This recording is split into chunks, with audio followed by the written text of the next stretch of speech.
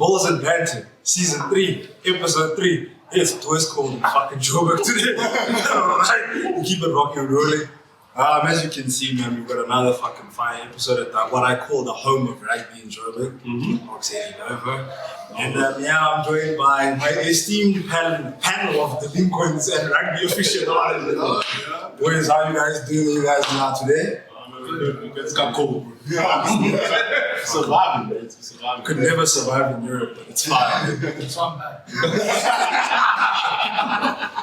We love Salah. But boys, man, got a little bit of an intro for you guys to introduce you to the viewers, and then we can get started with the topic. And I'm going to start with the man on my right over here, Mr. Shake and Bake himself from Burgerfield.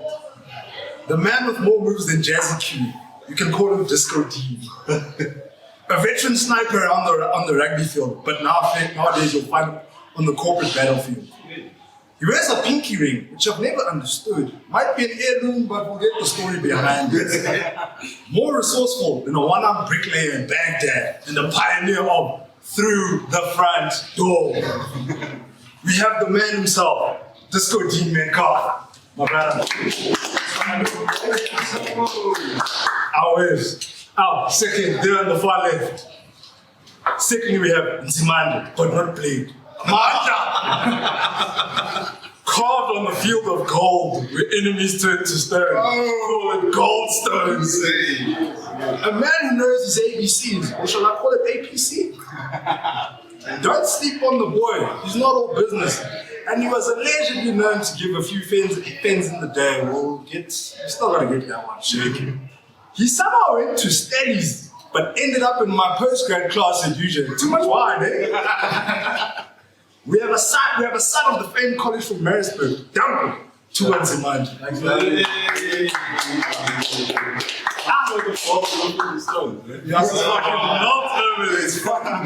don't have what do we say? They don't have the budget for grass. Fucking cricket field right in the middle of the field. Whose genius idea was that? But it's alright. Then an old face over here. Lastly, the boy from Joburg. Born, bred and raised in the 011, I think. Yeah, no, true. Sebo. Yeah. Forged by the iron of robbery and fueled by the blood of the Red Army. Yeah. He'll always remind you about his chase down tackle against Affis, but never how about he got pumped 50 by yours truly in varsity. Thank you very much. The silence is golden. He goes off like a bull in a china shop on a night out, but call him the Dalai Lama in a tricky situation. Yeah. We have the minister of brandy and coke, Joshua Dudi's Spero. Thank you, boys. Ladies, okay, now all the fun is done, like the intro is done. We're literally going to get to the episode. As you can see, some of us have gotten the agenda. This man is too cold. I'm ex-con. Relax. So this is going to be the rugby episode. I think one thing about when the winter season in South Africa comes from a sporting perspective means one thing. It's boxing. Yeah. And I think it's day number 1,679 as world champion. Hey, how many more to go? I don't know, fuck a lot. But for you guys, I just wanted to ask, how was your guys' experience of that Rugby World Cup run and just the Rugby World Cup last year? How was it being in South Africa? It was mental. I mean, besides the fact that you developed the ability to work critically hungover every Monday, it was mental. The chaos, Yeah. when you woke up on a Saturday morning, the Boks were playing. Crazy. Bro, it doesn't matter if you had went out the night before, it's almost like I've got a second wind now. Yeah. Let's go. You had a social responsibility to do. Exactly. Very true. It was of national importance that you do something on that day. No, it was imperative, and I think it also is testament to the fact that into the office every Monday and everyone has the same story. Yeah. For once, all of us watched the concert Sunday. All of us were stressing our fucking balls off when they win by 1 point, and then we all got drunk. And then it's happy Sunday. That French game, I watched it at the channel, just down here. Yeah. And I went in there, chilled, just a couple tequilas under 2 heads. Came in at 4.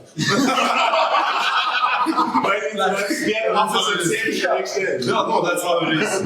As you say, everyone on Monday just starts, and then you're like, you go again. That's how it was. We go again. And Hobbs, trust me, if I crashed my car during that time or something, if the insurance was going to be like, let's see your bank statement, to be like, you're always at home. So we're not paying you anything. Got like some family ties or something. Yeah, what's happening in this place? So, yeah, man, watching the Boks, watching how they came back from Ireland, and then I'll talk about Tonga and them, there was obvious. But from the quarterfinals, yes, like every weekend was just like New Year's, especially the finals weekend. People were like, what is it, New Year's Eve or something? Yeah, because the vibe was happening. Like, it was a proper vibe. I mean, the final, I was in McDonald's queue in Santa, like 7 a.m. I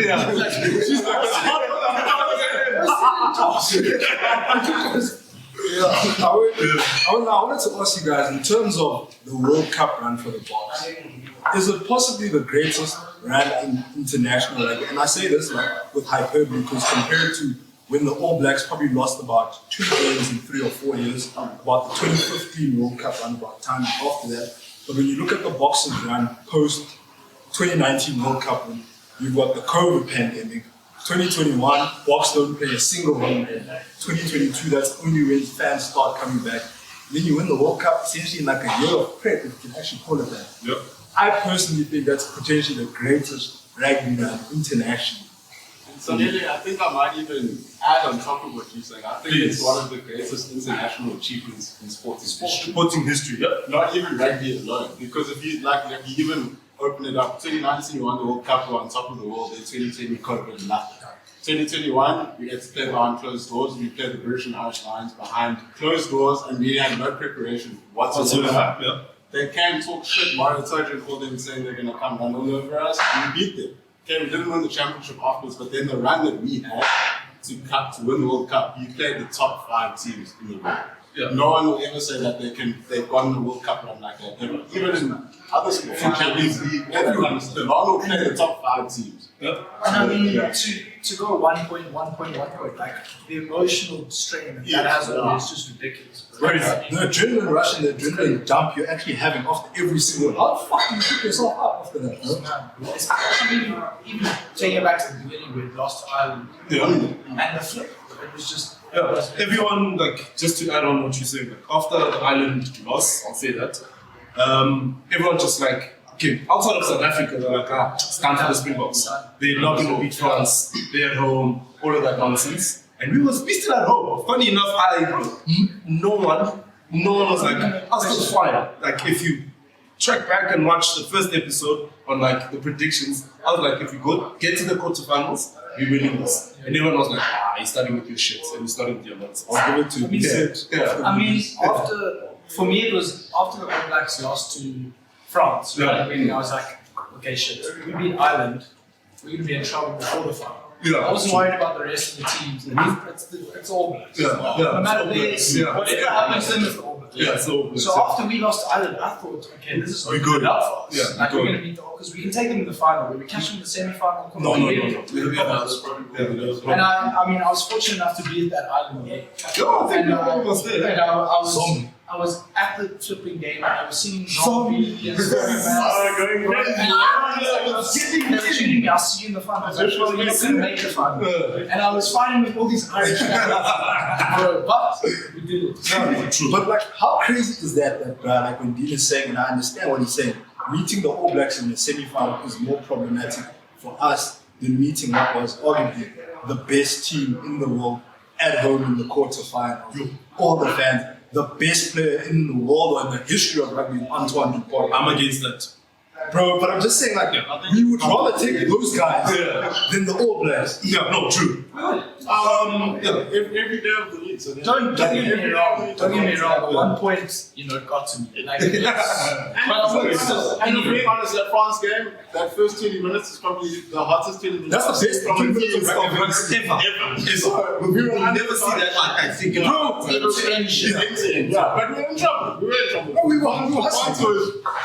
Taking us apart. If it wasn't for Eben and that Exactly. Yeah. So thank you, referee. Even with the lucky bounces, but when Jesse hit that grab and Chisholm just found the extra pace, bro, and I was like, I'm gassing in on bro. Then breaking the line, throwing guns and shit. Bro, like it folks were getting out of their skin, and it was just like when the competition levels itself up. I think the Boks have this thing where they shift the gear, bro. They play to the level of their opponents, which is also a very big problem because that's how we start slow sometimes. But now it also if you challenge us, Let's go. we can bang. Yeah, let's go. You can look at the, like, let's call it the 23 of the box. Yeah. The squad. Yeah.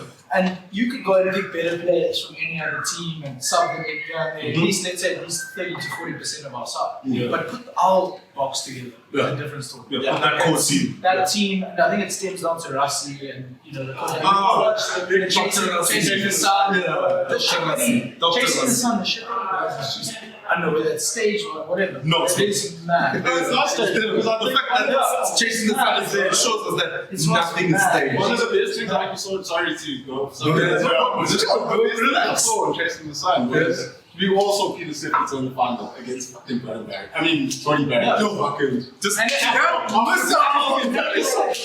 Breaking. Chasing the sun. He's like, hey, you see Tony Barry running with the streets. What did Peter Sifton do for 80 minutes? It was quite quiet through the World Cup. Nothing huge. The final. It was like, what, it was 17, 18 tackles. And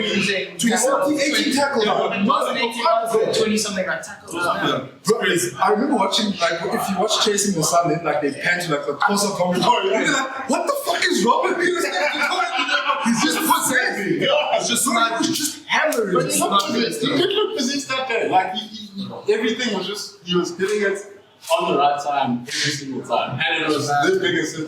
If after every hit was a Then shout out to Bowden Barrett standing up after those hits. Yeah. Fuck, how have a shower after? 110 kg kicking like that. Like, especially like after 3-4 times, no one's gonna call you again. Yeah, good. Fractured sternum. But yeah, man, he touched on something with us. You guys actually did. You know, after I think it was around about Heineken Mirror time when they were saying that Rassi was in the frame for the Boks. You know, obviously went to Munster with Ujak, you know, over there by Leinster. It's alright, leave it alone. Thank you. But when Rassi went over, they were like, I don't know whose book it was. They were saying should have never left the South African structure. Obviously, comes back 2018. Man wins 50% of his games, and we're like, fuck this. And this guy's supposed to be the god of rugby. 2019 wins the World Cup.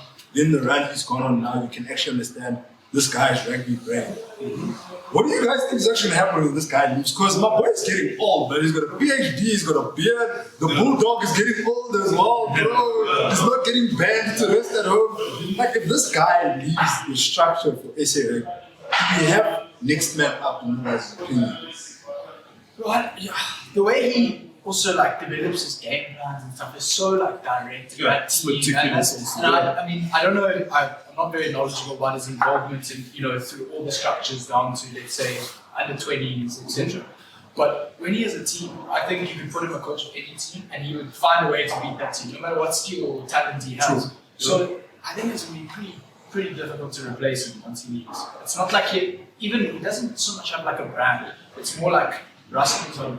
You know, like, which it's not something you can instill in the guys all the way to the under 20s or whatever, but he just knows how to work. Yeah, he's a dictator of sorts, like as a historian or something. As a person like that, like if you get someone that can get into your mind, I don't care how small or big you are, just to tackle a tree, just to change that mindset.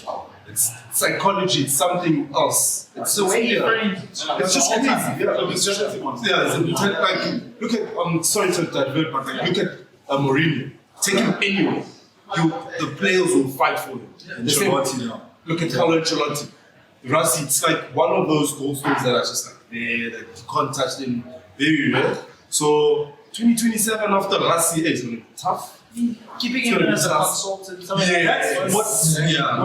think someone shadowing him through this process also would be a bad. But I think that's why I think that one of the big losses that we're not talking about that we're gonna have now is the loss of Jacques. Yeah. In terms of like the defense and everything that he's implemented, the structure that he's put in place. Hopefully the core group is able to keep that going. And I know like in terms of defensive coaching, Coach Jacques is like the best out there. But I think with him leaving, Rassi might be intentional because he knows he's just going to leave in the next 4 years. And then it's the time for like, the other guys to step up. All those guys. They even now stand up, and I think they will be shadowing Rassi up. Because you saw in Chasing the Sun, the people making the decisions was Felix. Felix Jones. He actually empowered those guys.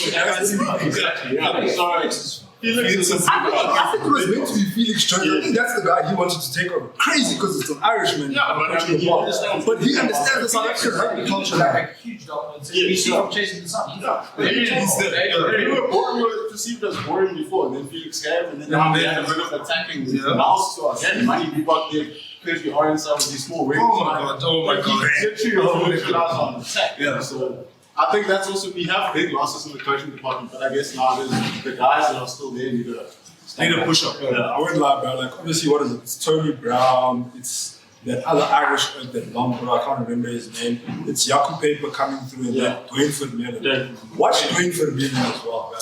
There's no reason you bring a guy who's probably 39 right now, 38, just as soon as you retires. Never coached in his life. But you not to the extent To the level of you want him in the setup like that. Yeah.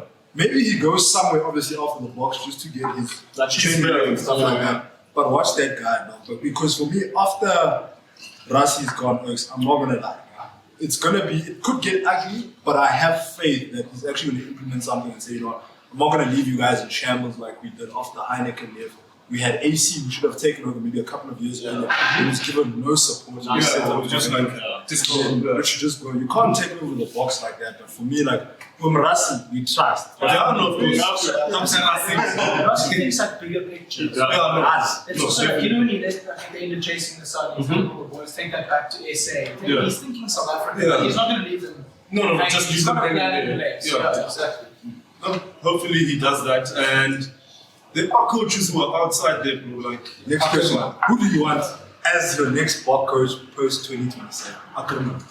But he's still bad Ackerman after all the nonsense that's happening. Let's not just look at Lions Ackerman. That's what I look at. He went to Gloucester with his son. He got sacked probably like a year, just a year after. I think he lost about a year or something. That's the problem. Like in Europe, that's what I see. If you don't come and bring change instantly, you're gonna be hammered. Look at what's happening to Jacques at Leinster. Just because of that loss, they're like hammering him. Why are you making yourself that good coach? Why are you making yourself a water boy? But no, it's not that. It's just that they want instant success. But with Johan and how he started in the Lions from like 2011 and took a group from like training week and under 20s and made them into finalists 3 times against New Zealanders, even though he lost it. I just don't like how he lost every single time. Yeah, but like how he introduced fans. I think going back to that Jacques as well, there's some sour fans there still feeling the World Cup. So looking at how, as you say, you can't just push someone into the Springbok frame. So as you come up, maybe Vermeulen might be there, Felix Jones, one of them, but like Johan Ackerman, he's like, I don't know what. He's your poster boy. He's not poster boy for the Boks.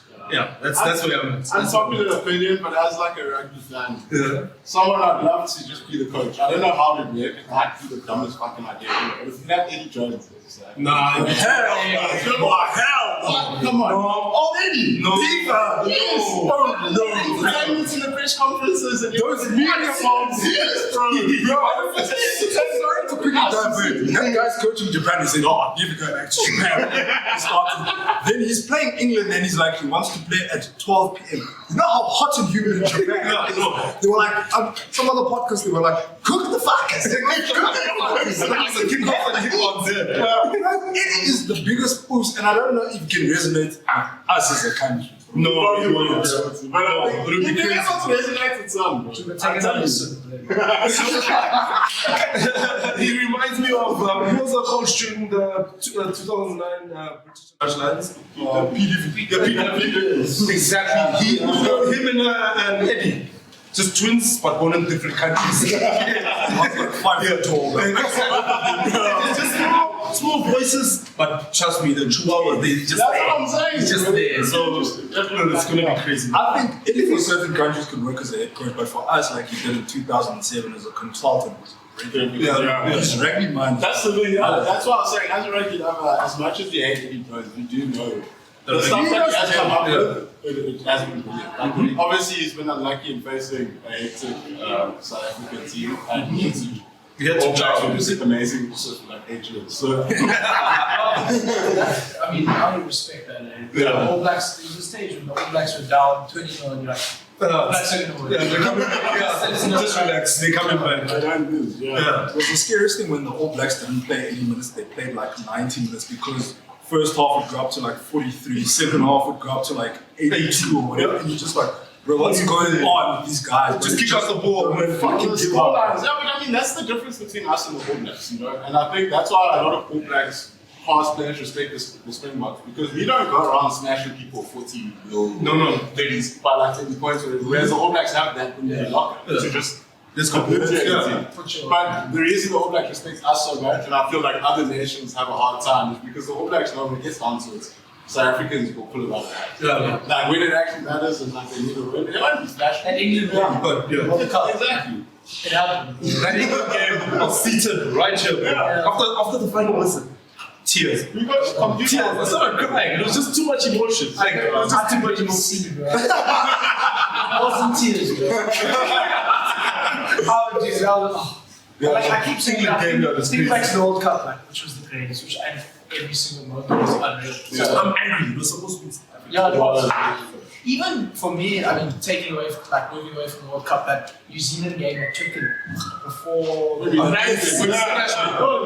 second one's I think that was the whole nation, though. Like, everyone was like, what's going to happen in this World Cup? And then we were like, we won. That's the first time When we started, we've still won. Because that's the first time I've ever seen. Sorry, the Springboks get. No, not yet, but Emma. But it wasn't that like the All Blacks were bad. No. It's just that we were. The game plan was on. Yeah. And when you bring like that, I still get goosebumps when you see those seven Just O's seven. standing up, and you're like, oh, can you imagine? Bro? You're scrum for like 40 minutes. You got a big time, bro. And then the second Come on, But the Boks have changed rugby in terms of saying you cannot mark off a scrum now. What kind of team changes rules once? And you do it once. The whole rugby internationally was upset. They were like, no, it's so hard. I played rugby my whole life. Yeah. I saw that, I was like, what's going on? Yeah, I had to go down to the bigger battle. Oh shit, you can actually scrum. Yes, it's a free kick. Rugby, I watched under 15 Fs play. Not even one guy was like, let me just scrum. But you're not brave enough to do that.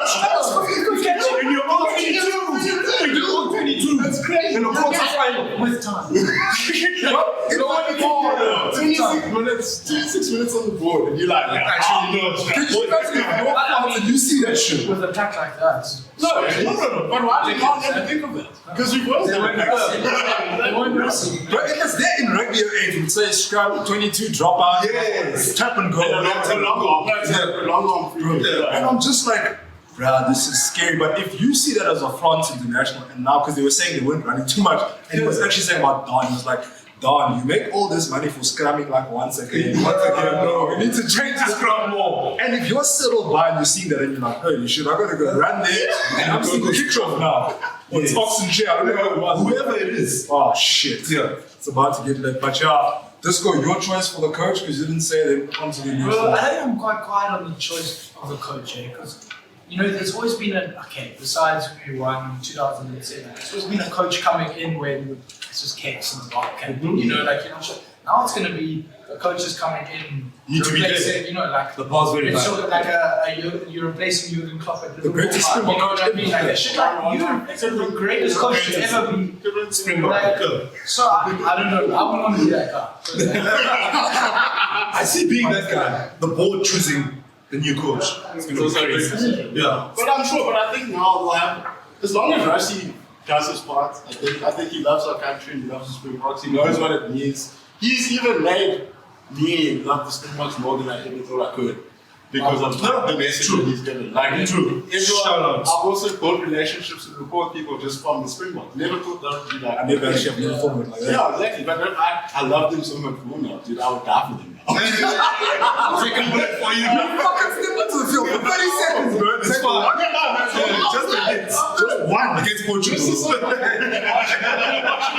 Watching the box, you became mates with everyone. It's amazing. No, it's a problem. Like, I mean, I never speak to my mom about sports, but that 4 or 5 weeks, Every Monday, we had one with the slurs. I watched the France game at home. My mom and my dad so emotional, and then they were like, "Yo, Mtanam, bro, you're not gonna be fine. If you keep watching these boys, no, it's fine. I mean, it wasn't only us guys that always played rugby, whatever. It was people from all parts of Everyone. Probably never even, touched the rugby. Yeah, no, and they were all over. The video of Exhibit. Yeah, because he's never watched rugby, but it's that thing like, oh, this is my country. Oh, I'm seeing my people play. Oh, wow, this is And it's happening. possible. And against France. And you're like, wow. And then like, okay, let's watch what's happening. And you just get tied in. So that's what it is, man. It's just a whole different level. 2019 was special. It was special, yeah. 2023, crazy. Which one was better? 23. 23. 23. 23. 23. You know what? 2019 was like we got to a point. You got to the finals. Yeah, okay. The Wales one was like, okay. No, I'm saying no because I don't want to look at it that way. But also, the global level of rugby improved in 2023. Yeah. Like, I mean, France wasn't a big team. Well, big team, but In 2019. not competing with the likes of Boks. Yeah. But it got to a point where, okay, it's not, like, although the All Blacks are our biggest enemy, there was a point where, okay, we've got to play Ireland, France, Scotland. All those, like, those teams are big teams. Yeah. European team. I get why you're saying 2019 because everyone wrote off the Springboks. So we came from 50%. We didn't expect to it. Yeah. That's We were the first country to win a World Cup by losing in the first Yeah, stage. and then we did it again. Everyone knew it was possible. The All Blacks were also like, after seeing that, No. Springboks did it. Maybe because I was writing an accounting exam. No, but I think 2023. No, I mean 2019, I turned 21 on the day we fucking lifted up that ribbon. Hey, you still remember the day? What a thing is happening. I was like celebrating. Oh shit! I was starting to. I just failed my year, so it's kind of it's too personal, man. It's a lot. But yeah, man, guys, I think that's a pretty clinical roundup of the 2023 World Cup. The Boks just winning, chasing the sun. Rasi. And if there's anything we can just take from this is that, you know what, the Boks have garnered such a culture and a brand. It's probably the hottest brand in South Africa. Right?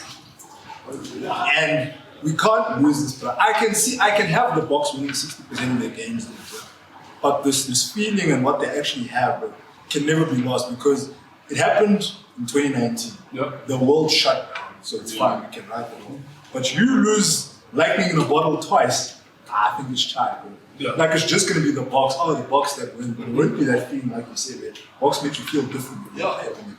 No, but I think, like, adding to that, lightning, using lightning, big words. Lightning, two lightning bolts in the bottle. Yes, no. Hey, can you get it?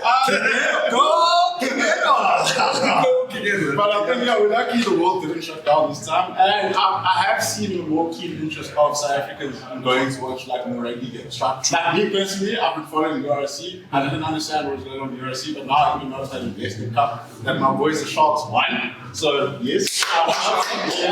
Yes. Wazulu. Present. So I think this time around, and like with the way the Springboks coaching and Rassie, you've been hearing him in the media a lot. Like they have been engaging with the fans like a lot more. You saw how quickly the tickets got sold out for the. That our time change. Screwed me. There's a reason why we're going to Durban to go watch the Boks instead of Pretoria. Yeah. We're going to Durban.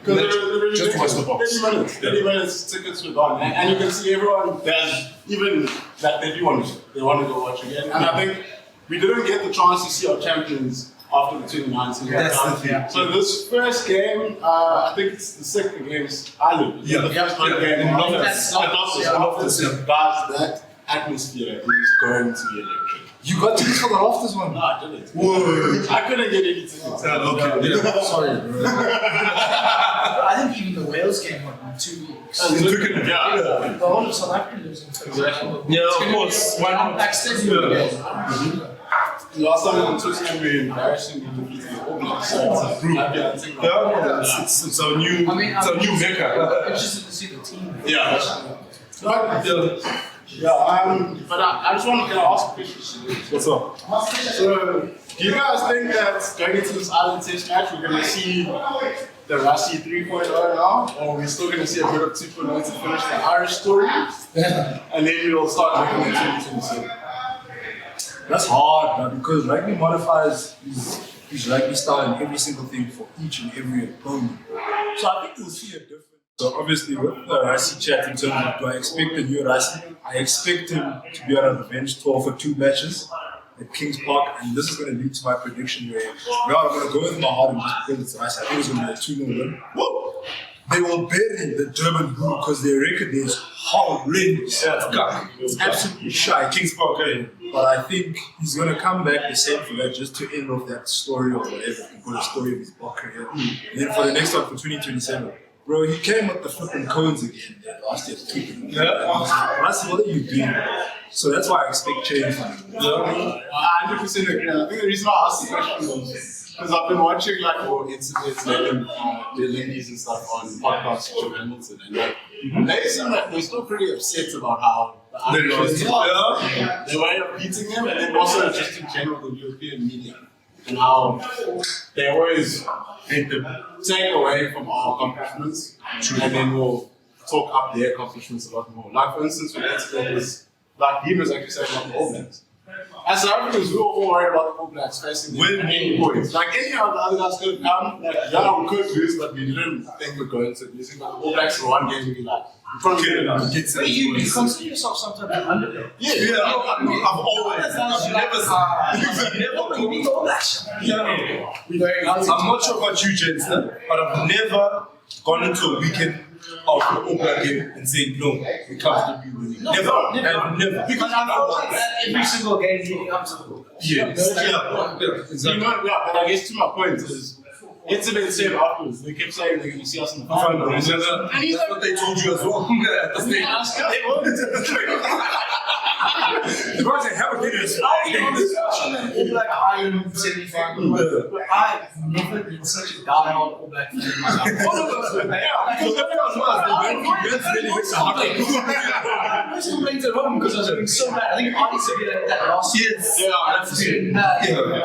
That's a player. That is a player. I mean, like you were saying, a new Rassie, maybe not a new Island team. Potentially, yeah. No Sexton, the team's changing. Yeah, exactly. And they have a couple of injuries. I'm not sure when you guys were not coming up to this. So, from an Island point of view. From an Island standpoint. Obviously, Sexton is retired, so he's not playing. Oh, fuck, I don't give a shit. I don't care. Yeah, but we never do care. That's my point. Yeah. You see what I mean? It's the Boks. And I think this is going to be a big thing for the country as a whole.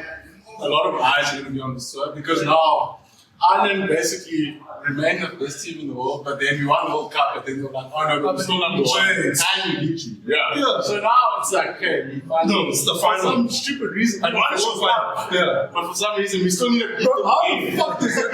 Stupid World Cup. It's the biggest bloody trophy. I have a mental block against supporting any Northern Hemisphere team. It's just hard. If we had to develop our, this, one day when we put in this, we feel like, oh, we're going to British Thank you. and we get the Southern Hemisphere. It's done. It's done. 50-50-50. Works. Could you just imagine if back in the day, Dan Carter had, I don't know, Jean de Villiers on the inside. Oh my fucking God. Habana and Savio on the way. That's None in the city. bro. Don't stress yourself, Jacques, for me. That's not bomb squad, bro. That's Gucci squad. Because there's always been a phase where All Blacks have an incredible backline. And the Boks have stayed in there with their pack. So you merge those two. It's done. Not very Sam Watler. Or Metallica. Crazy. Just have Bucky's there and Brody. It's crazy. But the nice thing actually that's going to happen now is going to be because the whole rugby calendar is changing, is they're actually saying there's going to be a strict tour of, let's say South Africa goes to New Zealand every 5 years. You play 3 test matches, you play a couple of the union sides and all that. Then it's every 5 years, New Zealand comes to SA. Do you understand, one, from a commercial standpoint, that the accountancy is? No, teacher. It's not really honorary, yeah. But from a financial standpoint, coin, from a legacy, historical, all of that, well, that's going to be brilliant, dog. All Blacks are coming here for almost 2 months. Exactly, and you just get to watch it. Yeah, you can just travel Takes with you them. back to like 2006 Wake Up Super Rugby. Super Rugby, yeah, Super 12. You've just played. Let's go on tour. Yes, kick all your guys' asses up rugby away, but it's fine. No, shut up. With all these competitions coming through, the injury rate's going to pick up. Like when the guys Player are welfare, not, the guys are not taking breaks, but I mean, like the likes of Damien Williams, Gerald, come straight to see them investing. You're playing every single competition you can imagine. So what do you guys think is like, because I rugby is now starting to see that they need to maximize on the revenue, making as much money as possible. Because I mean, you could have the skeptical or whatever, but unless you make it attractive to the masses, not going to care. And obviously with the loss of Super Rugby, South Africa took a big hit. For a lot of South Africans, like, they lost interest in it. It was hard to, like, it was hard to use. What the hell is this? Because I didn't really use Ospreys. To be honest, I initially thought it would be worse for us. I'm not going to be playing all like teams all the time. I know what's going to happen. They crying. It's actually worse for them. For them, no, they crying. To make rugby sustainable. It's like how cricket shifted away from the long format to these smaller franchise tournaments to get that revenue. You know, so you'll have tournaments where you just have your best players in the world play, and then you'll watch them for like 2 months or whatever. So I think the problem with the rugby academy now is you can't have test rugby being your best in rugby. That only happens a third of the year. And that's what we've seen. Because if you watch a test match versus a URC game or a top 14 it's crazy. Unmatched. And you can see a Springbok player playing with the rest of like the other 14 Sharks guys all the time. They just stand out so much more because the competition at test level compared to franchise is just, the gap's too big. So I think World Rugby needs to start bridging that gap to make franchise rugby. Because that's what you watch week in, week out. That's for 80% of the year you're going to be watching the Sharks or not the Springboks. That's also going to develop all rugby. Yeah. So you're not going to always have the likes of All Blacks, South Africa, Ireland, France, whatever being dominant. Because there's also players from everywhere playing for those teams. They get to play with the top players in the world all the time. They know what it's like to compete at that level. When they arrive playing against South Africa in Bloom, it's not a surprise. They've seen Evan Etzebeth every weekend. It's the same thing. Exactly. It's nothing different. And just from a commercial standpoint, how are you guys feeling about this potential Academy Sports Group? I don't even know who these guys are. Like Americans. Yeah, Seattle Supersonics, San Francisco 49ers. When I saw like this potential acquisition, I'm like, from a business standpoint, just having analyzed too many fucking cities. Just having I know the job in minutes. not even you, though, just saying, just having the profit, as you were saying, of the box. Then obviously now they've turned a massive profit and money is coming in. Our president has announced, and now you're just checking and you're saying, from a standpoint of let's make money, makes sense for these people to come in. Yeah. But do you think in the long term it's actually the right decision for the Bok brand?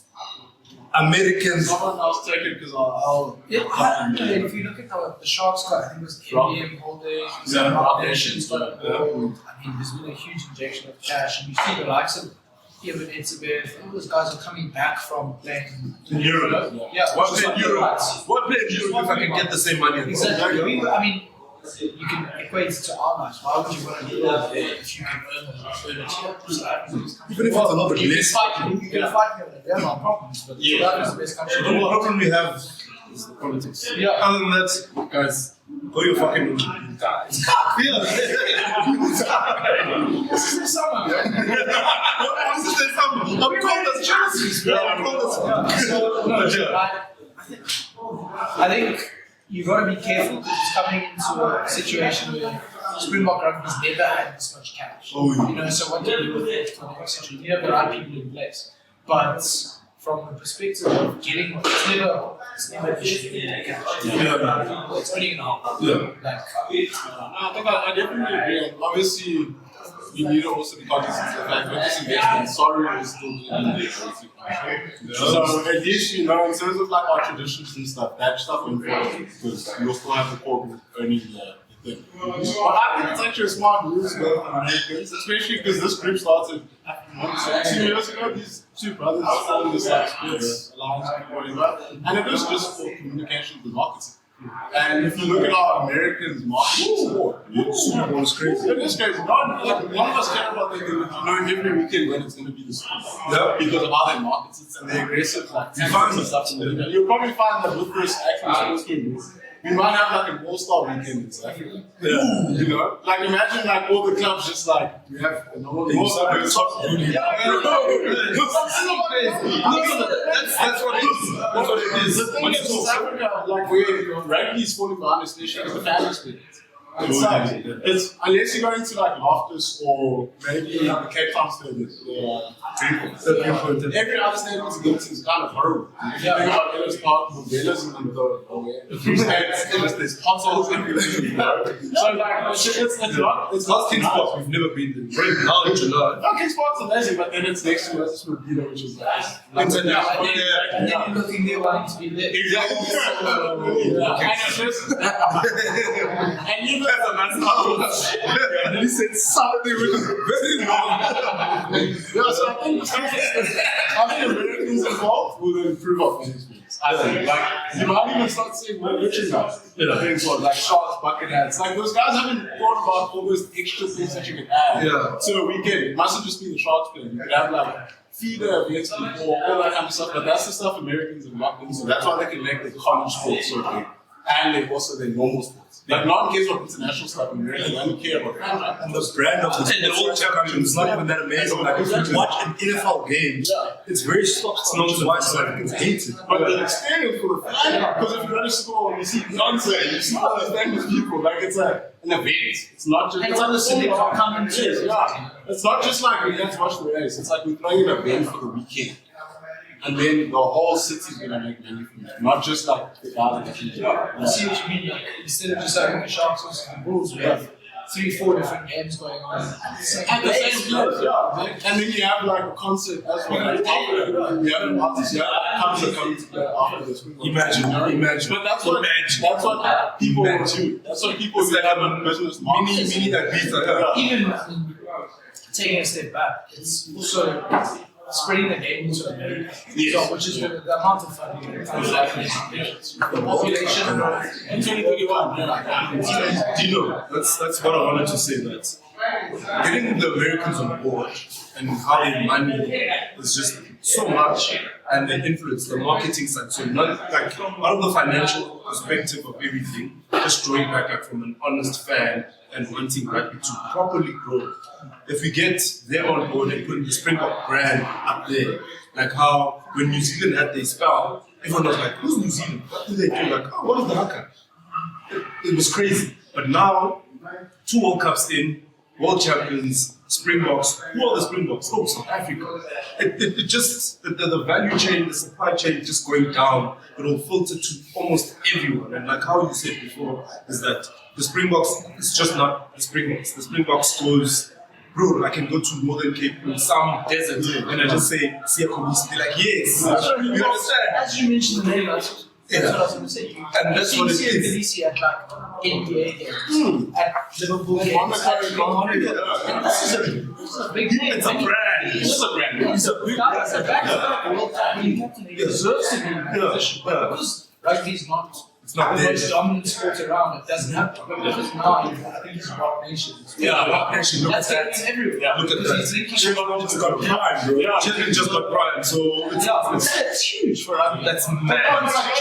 That's huge. Prime is massive for rugby. Imagine how many people watch the Super Bowl if you have the Springboks versus New Zealand playing in the stadium before the Super Bowl play. Or like that week or something. You know what I mean? Yeah. That's what the day before. or something. Yeah. They're like, dude, everyone watches these guys. Yeah. And they ain't got a footprint. Now we start combining all their sports with ours. Yeah. Think about, like, look at all these NFL teams that play in London.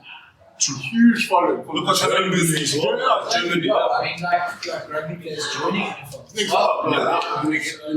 gonna get that. Relax. But you see, it's opening new avenues for sports, and that's brilliant because rugby was dying. So now you can see the landscape changing, more people are interested. I'm waiting for someone from Qatar Saudi to start talking about purchasing the I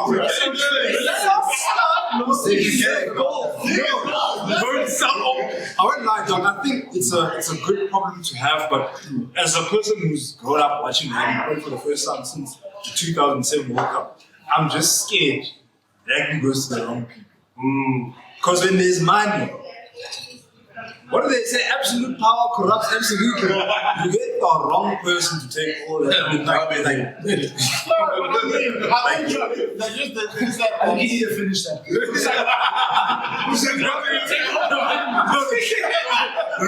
I think like Dean has said, if the wrong people get money, then we have a big issue. But like he said, like the core group of Saudi now seems very, very solid. They got rid of the core group.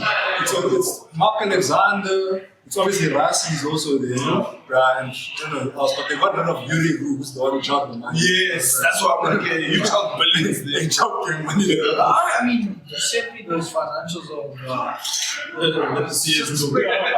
Springboks. I had no clue revenue was like that. Yeah. And that's a quiet deal. You weren't like everyone's going like that. This has potential to be I'm not going to tell you, I was on the World Rugby board. I saw the financials of the World Cup.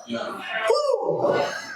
Like, World Rugby makes lost 3 years. When you see the World Cup, it covers everything in some more. Shake money, how But anyway, Getting everybody here. on to, so now getting into serious rugby. Okay. Your 3 players for the incoming tour that you want to see play that Wales game in cricket. Who you want to see? Because obviously it's outside the test player and it gives you a chance to blood these young guys for that game. Please.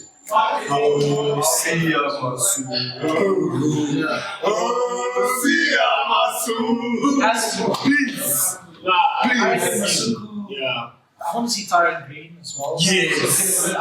Yes. He was, I think he was a year, my year in school. It's a champion. I played against him. Great player. Yeah. And maybe some Emirates Papia also around my Emirates actually he's cooking. He's back to the Emirates I used to look at in 2019. This guy's fucking sick, man. St. John's Easter Feast. Yes, Emirates was there. Yeah. Okay, so Who's this? so I don't know. He's disappeared, but there's a lot of nines. There is a lot of that. But also, I So No, we're still not. I forget about it. He's an utility halfback. I've never heard nine. That's what it is. Put him at 10, put him at 9. what about Sasha? Obviously, Gavin got injured, but that Sasha kid, what's his name? Sasha Yeah, that guy was Another player was Chiba. Now we've been preaching for a Chiba, though, and Chiba's going to France now, though. No, he's going to France. He might take you for this. We won't see him. Looking at the Springbok brand. Don't be scared. And he also doesn't like Finlands. I'm not saying Chiba's a Finland, but spotlight. He has a bit too much on him. He does. Not in a bad way. Trust me, I love it. It's amazing. But for the Springbok brand and what Rassi wants, it doesn't align with his philosophy. So getting him there, it will be like a clash of the titans. It will be like Balotelli and Mourinho there. They'll love to hate each other. That's what I see. But he's going to France. But just back to the hand pass. Achiever, it's a dry game. There's no rain inside. You're playing at Ellis Park or Loftus. It's against the Wallabies. Let's go. Let's go. Backline play. Let's go. Achiever then. Let's go. Achiever will rip them apart. Let's go. Achiever. I mean, I've been wanting to see the I just want to see Maybe him. your run. argument is probably the reason why. That's the thing. Yeah, it ties down to The that. position he plays is also Rosalia and Lucky. Eight minutes. But and how do you? I mean, South Africa, He's second row in South Africa. it's just We've seen players, guys who go play and have 100 safe steps for Rugby. They haven't had a football play. Because of, like, look at our locks and our Lucy. You can't touch. We had, like, and they're so interchangeable. They are interchangeable. We'd Like, rather we started at lock. We'd rather Then put we Peter moved to Steph safe. at you'd rather put Peter Steph at lock than bring in someone else. Exactly. That's the attitude. Because he can They have the play. brand, of the culture. So. But another guy actually that I've got my Sharks hats on here. Hey. Because, and I will say it's a bit of a tough one because I think on his day he's probably one of the best fullbacks around. Billy Fassi. Oh, we can special. We can special. Yes, and I like what you said. We can special because he has a lot of mistakes in him. So I don't know. I think if Rassi could, it's kind of crazy. If we have girlfriends, Taken. So 5 to take him. So. Archie just plug your relationship.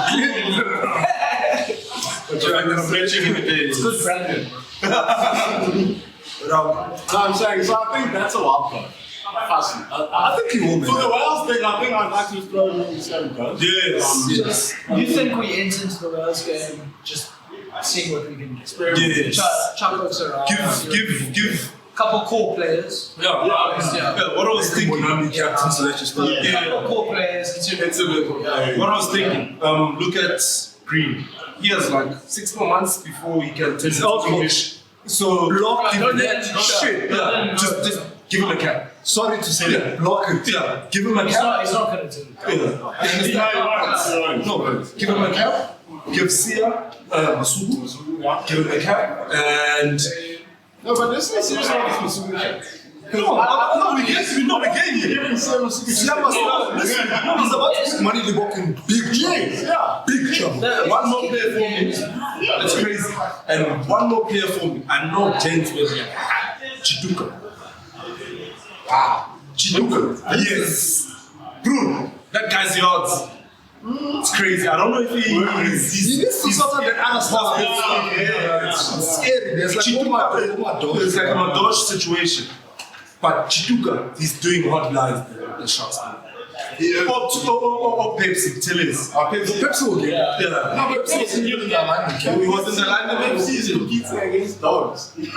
But guys, okay, obviously, I love this conversation because there's so much competition. It's healthy. 8-man is crazy, dog. You've got Hanako, you've got Pepsi, you've got Jono Augustus, who's playing Friday.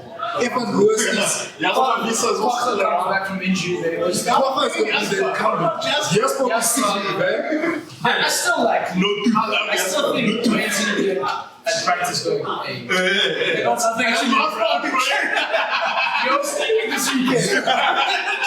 When we come back from retirement, then we just We don't have a fetcher. Okay, If you ever saw the video of Albert Lowe and Dwayne into the booth, it was like they were doing like a contact session. Yes. Albert blew him up. Yeah. Like, okay, you did this to me.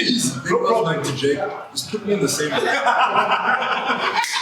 Smashed the shit out of him. It was just like, wait. I know I'm old and balding now, but I will still hammer the shit out of you, bro. Humble that man. Did you see Kane in Humble Odds? Center field. So Salas English. That's a shame, man. Kane really. No, Moody since I saw him in 2022. The first, I think it was his first test, that up and under he called straight through. Australia. The whole bench went to Which was the game when you just stepped like 5-6 months and then they just allowed you to try. You see the game at 20? Yes. I was watching that game saying, I guess he's playing until the World Cup. No, it's unreasonable. He's 19 us, bro. He's only 2022 this year. Shit, he's 2000. He's 5 years breaking my whole dream. When we saw Failed and all gets When we saw Kaden at the Champions Cup game against Saracens, Yes, I'd love to see. like you can actually see that you're like, He's a lighty. he's a lighty. He's still like shy. You're He's like, still as a spectator and you think, where the hell did Russie find this? Like, because he found him and he's just good. Like, it's not like, you know, sometimes you, like Apollo was like under 20s, I think he played under 20s World Cup. Yeah, from high school. From the chick finals. He missed the chick finals. Yeah. You know, They made him right after. Imagine. Dude, how did Bonner didn't play? How did Bonner play for the Springboks before he played for the Bulls? That's the trick. Fucking he missed the chick finals. Can we put that in context? I don't know, it was roughly in his maturity. Chick finals, yes. So, English paper 3, which is usually the last paper in South Africa. English paper 3. You can write the essay on the aeroplane. Yeah, you can write it on the plane. Him and Franz Steyn, sorry guys. Yeah. Franz Steyn won the World Cup. He was 18, 19? 19. Yeah, youngest ever. It was 2017. 2007. Yeah. 2005. And he's 20, yeah. 2007. So it's roughly around it. So imagine, you're missing your matric finals, then again. The match is good. The match is good. Dog man, what's a distinction to... He probably never wrote them. Let's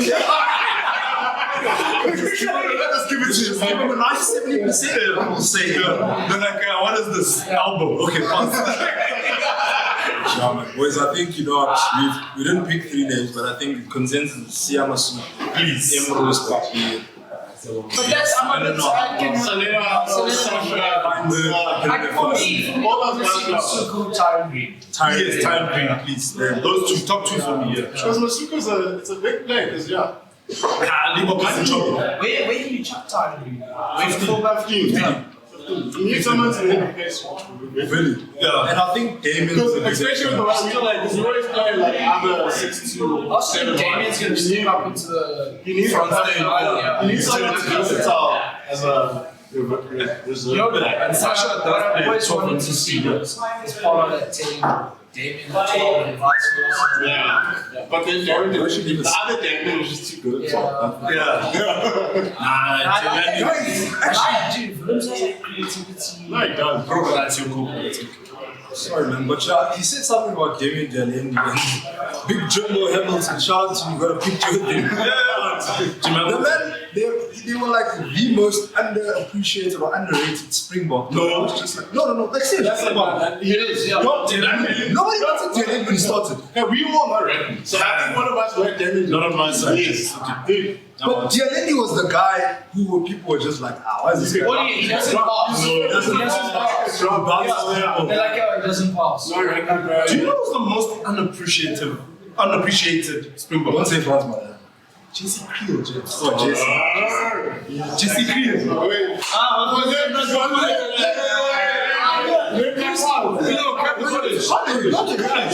The twins.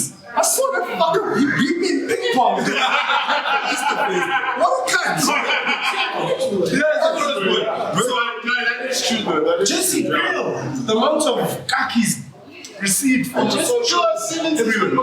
Dog, did you see it? I don't know which game you guys played. But he's France game. What is it? He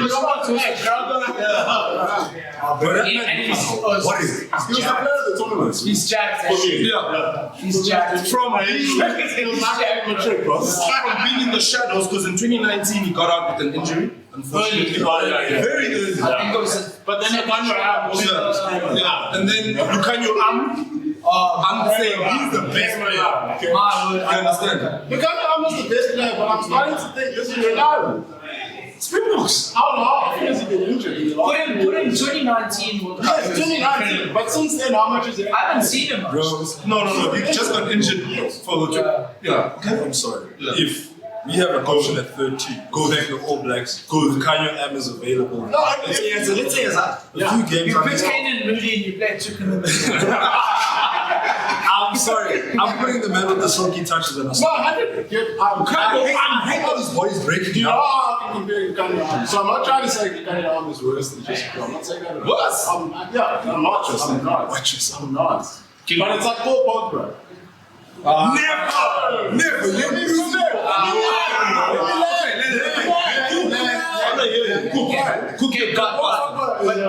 exceptional football player. But if anyone supports Man United like I did, I do. Yes, you know that Paul Pogba would be injured every time. It would be like the most important time of the season. So there was other stuff that could follow. But no, in terms of his skill and ability, Paul Pogba is one of the best footballers. And that's what I'm saying about him. But then why you lose your credibility as someone who is good when you're not available? But he's not a big head like Pogba. Okay, yeah, but I wasn't talking about the ego and stuff. I'm talking about availability. You put Pogba there. What does Pogba know? You can't put availability with mentality. Yeah, but okay, then don't take your advice. No. But we wouldn't Okay, I don't know what you mean. I mean, joining the World Cup squad in 2023 was mad. It's for mindset. Yeah, but I'm saying the country is probably the best player team we've seen in a long time. I think I want to see him playing like Gordon Barrett when he was the best 1-3 player of the seasons. Like player of the year. Because he played every single game for the All Blacks. But what blame his body for breaking down? No, I guess you know. I don't know what his age is now. I don't know what his age is now. That's what I'm saying. That's my argument. It's not to say someone is shit or someone is better. Boys, it's reliability. Okay, that's what I'm saying. I want to say one thing. What Okay. Kanye Han is missed from an international perspective is that World Cup. Only. Not much later. But yeah, you're talking shit. I was talking shit. You can't help. He's Sorry. No, but I think that's retracted the statement. Then I Retract. I'm not going to retract the statement. I'm going to clarify the statement. Okay, clarify. I was not comparing- retract the Paul Pogba comment. Yes, I was not comparing Paul Pogba and Kanye Alm as individuals. It was just about their circumstances. That's what I was comparing. I could have brought up Marco Owen if I wanted to. Doesn't have to be Paul Pogba. Probably a better. Yes, but it's the injury. It's the whole injury thing and being available. Like you can be as brilliant as you want. So I think I kind of won the argument in not talking about how available Gordon Barrett has been. How many games has Gordon Barrett played? Compare the time that they both did. And he's always been available. Why are you blaming him? Also different. I'm not blaming him. But I get your argument. It's the one thing that you have against. It's like do I play Jesse Krill who will always be available and I know that if we make a game plan, Jesse will be solid. Or do I play Lukaku who will add to my game plan, but fuck, if he's not there, that could also happen.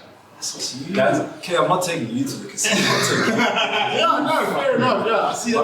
No, I get it in terms of availability. Like, you can't complain about that. Like, listen, JC has changed his entire reputation. And I'm so glad he's actually managed that. Because that's one of the best rugby players I've ever seen in my life. Yeah. Not going to even hate. So he's a very, very solid group. But for me, when it gets to the toughest games, where we are either going to Cardiff, or going to Twickenham, All Blacks are coming here, or going to Eden House of Pain. Eden Boks. I'm playing that though. No, you I can't. Strap him the fuck up. But I'm boys, there. we're looking at what? Australia 2027. 27. We go. I think Canaan. He might. They'll pull a Rico you want a situation. I don't know if I think you have to. I don't know if the likes of Was he at 30 now? I don't know if the likes of they'll probably be in the squad. Maybe. But the gun was 13 now. We have what 4 years. There could be another Kane popping up. You don't know. I think for that squad will be like they'll put like a Dan Carter situation just to preserve folks like Sia, Andre Pollard. The core can kitch off. Eben, say go take a sabbatical and listen, step away from rugby just so that. Hopefully in Japan, man.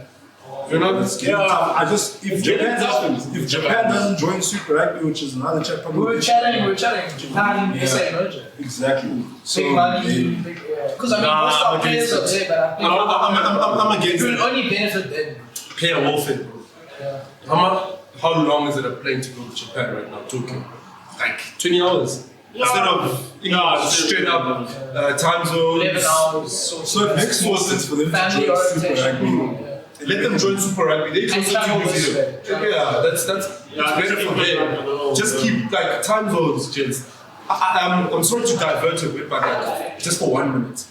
The reason why a lot of South African teams were struggling in Super Rugby, the time zones were stupid crazy. And Super Rugby, I don't get what you say. It always favored the New Zealanders.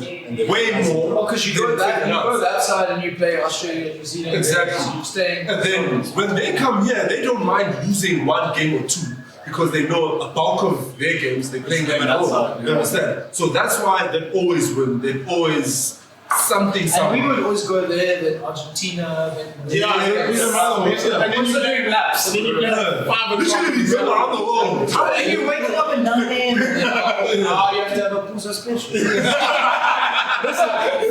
Diverting from rugby, but I just want to ask, I've never flown out the country.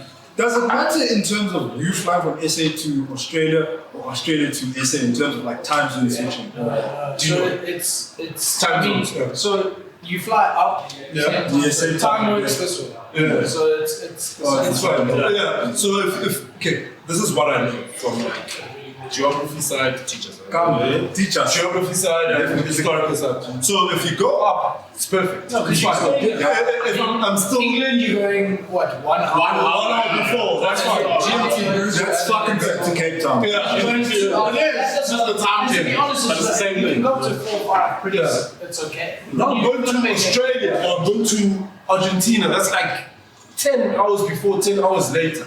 Or sometimes you might be in Australia and then now you need to go to Argentina, but you go across. So now you're going across the international dates line zone. So you're going before. Instead, you're going forward, but you're going to the day before. So now your brain is like, I'm in Friday, but it's Wednesday. I'm gonna get there, I'm gonna get this geography Okay, lesson fine. after this. It's more the lack of sleep as well. That's Because another the crazy people, like, thing. no matter whether you Yeah. fly first class, business class, whatever, and you're sitting on a plane, not sleeping properly. Yeah. So you're traveling for 13 Air pressure, hours there, all that either nonsense. ride. Yeah, you've maybe slept for 10%, 20% properly, no matter what class you're flying in. Then you're there, and then you fucking, couple, like 8 hours difference, then that fucks you more. Yeah. So then you're awake afterwards. It's crazy, it's crazy. So let's move on, let's move on. But yeah, man, on to URC, boys. So I don't know if you guys saw one of those comments where he said top 14 is potentially the hardest comp and the best club comp in the world. For me, I watch a bit of like French rugby, especially in the Champions Cup. Now you can see like some of these French teams, damn hot. Not gonna lie, La Rochelle, Toulouse, some real shit. But in terms of being the best club comp, I am willing to concede and say French rugby is the best right now. But in the next 2 years, based on you guys have been saying marketing, brand of rugby, UFC is going to be the best comp. And then you see how far Super Rugby is falling behind. You see how they try to chirp and say, no, it's improving, but you flipping got 12 teams and 8 make the quarterfinals. Math doesn't make Also, sense. like for me, it's like there's been a thing in South Africa, even Super Rugby when it was at its peak.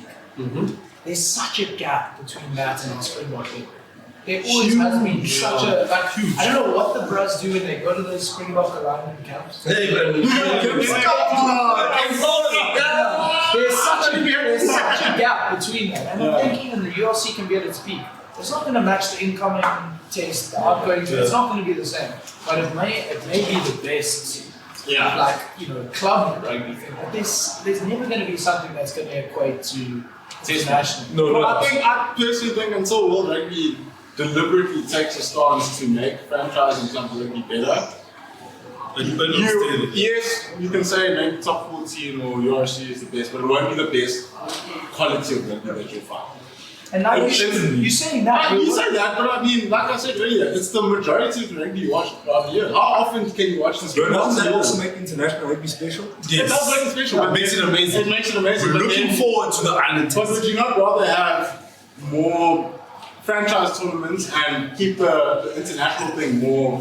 Do you know keep what it special by doing it like only once a year kind of thing? Like, you know, in football, no one cares about international breaks and stuff. You just look forward to the tournaments. It's like a Euro, when you're in the World Cup. UK, It's called international. Yes, yeah, 100%. But you don't care about everything else in between. You just care about the club football. You want to watch the Champions, you want to watch Premier League, the League. Yeah, because that's where it's like. bigger than the international. And that also plays more often.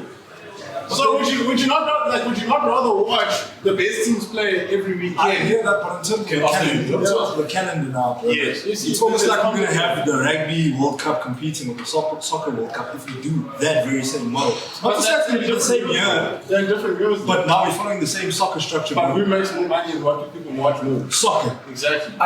Exactly. Just throwing an Yeah.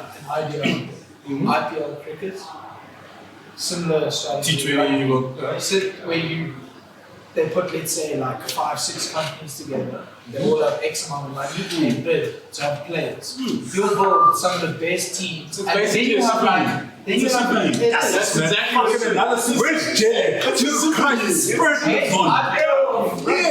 that's what IPL is. You don't enjoy watching. I mean, love the curry.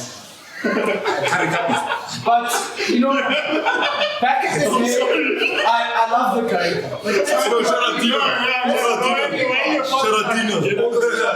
not what we watch. We used to watch Super Rugby, but only when the Boks were there. Yeah. So why not just create a tournament where When last saw you in a curry cup game? all the time? When did you watch it on TV? Before we can say. Does it still play? No, but At this point, it might be on SABC. No, but I think for rugby to take off again, and happy hills and football, like the Super League is for soccer is not necessary. That is, it's like soccer league is very because they already have a structure that is lucrative. But you see, you need to make what people watch every day better than the occasion. It's all about experience. World Cups are great, but they are the points in time. You shouldn't only be like, because for now, we're like, okay, what does the next 4 years look like for us against the next? Just to wrap up on the URC, I'm just saying that the level of the URC went up. If you go back to Pro 12, where it was just Ireland, Scotland, and Wales, you understand? This is the first time ever where all of the countries represented in the teams have a team in the quarterfinals. So level has shot up. And I understand what you're saying, that you need to bridge the gap between test level and club level. But when you look at the URC, that gap is So you're saying they're on their way? They're on their way, and how the South African team has brought up the professionalism of Europe. Europe was like a niche product, and then the South African teams were like, no, it shouldn't be niche. Bring it out. Let's have fun. Let's interactions. Let's have fun at stadiums. Sharp Zombie is an island team, but we hijacked it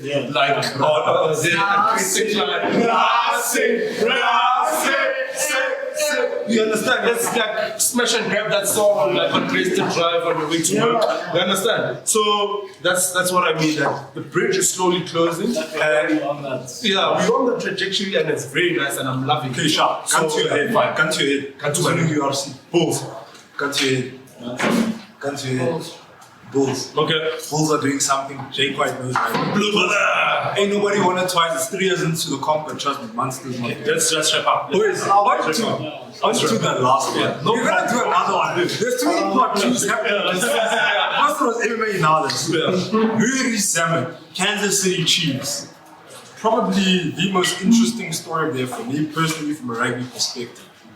I just want to ask you guys, you got to get to the point. How do you think he's going to transition? And do you agree that if Rees Zammit makes it, we're going to see a bunch of rugby players, rugby union players, actually going to the NFL and actually trying their luck out there? Because money-wise, it makes sense to me.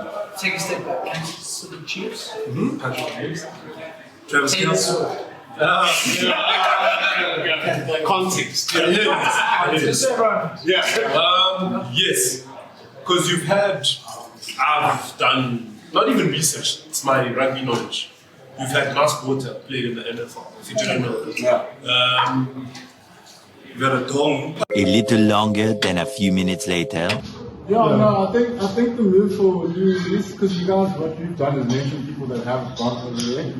So Nele, yes, it will, if he does make it, it will probably incentivize a lot more rugby union players to go over. But at the same time, I'm gonna bring it to like the whole thing that happened in the council during our article, where we had a big four, and then Makosi came and then disrupted the whole big four vibe. But if you see what happened now, people have gone back to the big four because they saw that Makosi thing wasn't sustainable. So big four accounting firm. So Big five. Yeah, okay.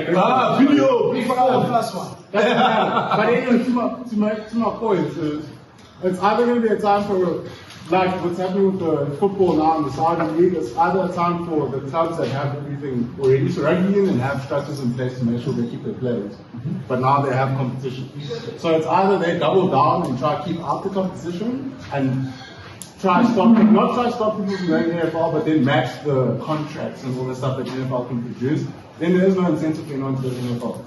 Right? Because what we're kind of saying is it's a money thing. It is a money thing. That money thing is not going to happen. I'm going to need to cut you off. I think Another topic on this. Okay. I think even as much as you say you want to cut off the rugby players going to the NFL, those guys in there don't want the rugby players coming there. It's the same, Yeah, same argument to yeah. me. So, I don't know, there's probably going to be a lot of barriers to entry. You're going to want to come in there, do what you do, whatever, but also it's they trained from like college level and they work their way through the draft, etc. Nonsense. So, I don't know. I don't see it as feasible now. Not at the scale. There's 1, 2, no. But it was the same thing with Japan. Yes. So like 1 or 2 shark free and then now it's the thing. Now it's the thing. Folks are earning money. Every day, this is a job for now. You're gonna earn more money somewhere. I'm going. I don't care what people say. You're Also, gonna thinking go. about your family. It's the same as like the live with golf. Why would I go compete in this place where I can earn $2 million for One round. So, I mean, my opinion is What? Your opinion is? my opinion is. I mean, I hope it works for the bra. I don't think it's the future. Well, no, I get you. I am an old head, conservative. No. No feasible. Yeah, I think It's not. we were trying to argue. If any one of us has watched the NFL, Which I haven't. it's gag. It's gag. Stop every minute. As you watching, there's an ad. Beyonce's the best part. Why am I watching television? And that's know nonsense. about the NFL in the past and how it's tennis. That's That's nonsense. So that's nonsense. Another please close. That's what I'm saying. No. Yes, closing point. I think Rees is very, very important for rugby this year. I think it's going to change the model of how rugby players see their careers. He's going to come back to rugby. I think at some point, like Dean said, it's not sustainable. He's coming back towards his career. But in terms of episode 3, what was the mantra for this year? Consistency and bringing new people and new ways of thinking. Shout out to this episode because there's a lot of shit I haven't actually thought about, which I'm actually thinking about for the next rugby season. Round 2. And I knew that second one. That was definitely like a round 2 where we recorded for 3 hours and but 2 Josh, shout out to episode 3. We fucking rocked out. The boys are back. You know, season 3, episode 3. Operators are here. TikTok, Instagram, Twitter, Facebook. And pause and banter. Wait, Pause and banter. your guys handle quickly. Your handle. Students Monday. IG. At team. Yeah. Pause and banter. Suddenly says so. Pause and banter. Done. Lovely.